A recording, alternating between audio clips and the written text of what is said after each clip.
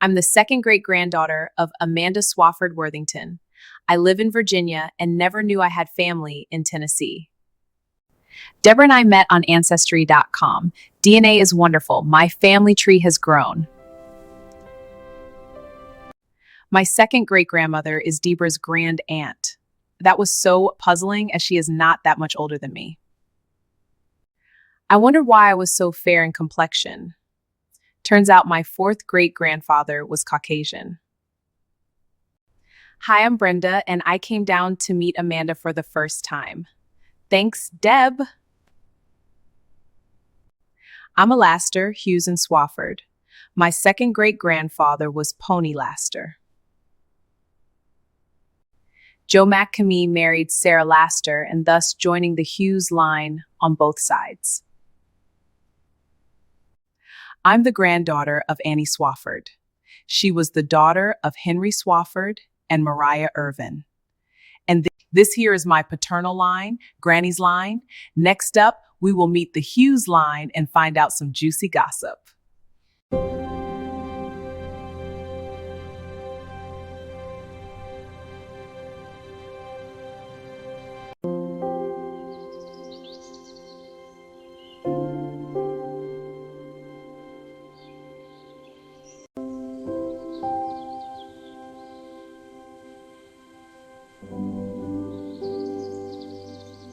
Welcome to Soddy Daisy, Tennessee. We are virtually in the home of Karen Henderson. My grandfather and her great-grandfather were brothers. Her great-grandfather was Lewis McDonald Hughes. Through Lewis, who is named after my great-grandpa, I found other Hughes family. Reuben Hughes, my second great-granduncle, was born in Chattanooga in 1823. He died in 1922. He named one of his sons after my grandpa. I was not able to invite any of my first cousins on my dad's side to be involved. Of my great-uncle's family were more than happy to help, including Detroit relatives. I had 12 kids and been married for almost 50 years, and we have lived in this house for 43 years. Raised our babies here. This is a good place to raise family. I took DNA with the kids. Never thought I would meet Deb. She has been a joy to work with.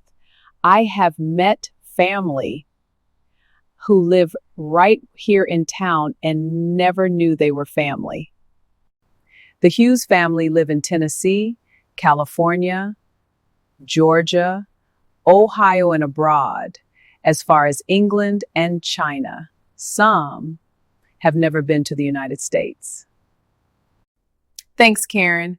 I see she didn't tell the story of the numbers man who ran off with the winnings. My daddy was on lookout for sure. A guy was at the barbershop when old Mr. Johnson yelled, "Kenny, you won!" A guy took off running. Dad had a hot towel on his face and was stuck trying to get out of that chair. When he finally got outside, all he saw were taillights. This is Cousin Pearl in Detroit. I will introduce her now.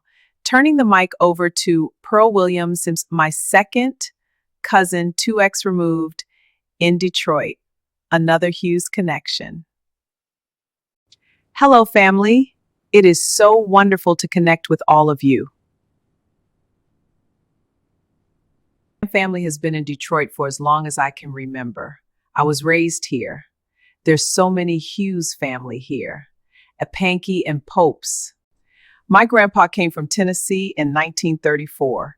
He and my dad both had jobs at General Motors.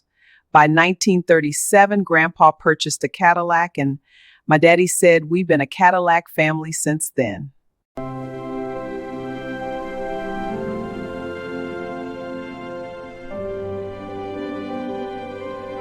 Well, we are now virtually in North Carolina, Lenoir to be exact. This is the home of Mariah and Harriet Laster, both of my great-grandmothers. Well, I felt it is only fitting that I start this section. This portion is very special to me. It's the home of my second great and great-grandparents, and time to set the record straight. When Tony Irvin got sick, Solomon convinced him to transfer all the land to his name. Tony had children with Sophia Shade. Solomon said he was the only legitimate heir. True, Tony played around on Tilly and had kids with Sophia. Looks like Tilly was okay with it, as I found her kids in Sophia's home. The kids were bounced back and forth. After Tilly passed, Tony married Sophia. However, their kids were almost grown. Lunduin was grown and married to Emadula. Now, that's another story. Alice was married, and Solomon was angry. When Tony was sick, Sophia ran off to Charlotte. This gave Solomon the time to convince his dad to transfer the land to him. Upon Tony's passing, Sophia was right at the courthouse filing a claim for her children, leaving Solomon and his siblings out. She attempted to sue Solomon, stating he tricked his dad. Solomon fires back with, "If there are any kids, they are illegitimate." The corpuments are Alinthi Rutlini, but the case was juicy. The judge rules in Solomon's favor. I get it, her kids are not legally Tony Irvin's. She only married him 7 years before his death. Today, the Irvin family still live in Lenore or Morganton, some in Dula town. Hey family!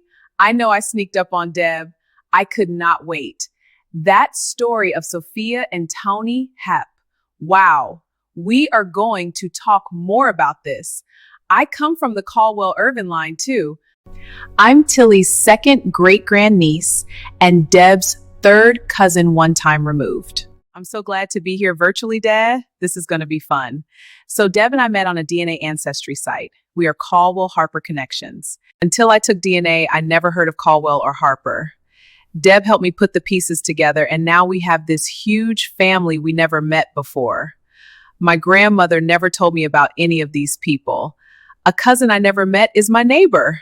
While Deb and I did the research, we found that my mom was related to her maternal side of the tree.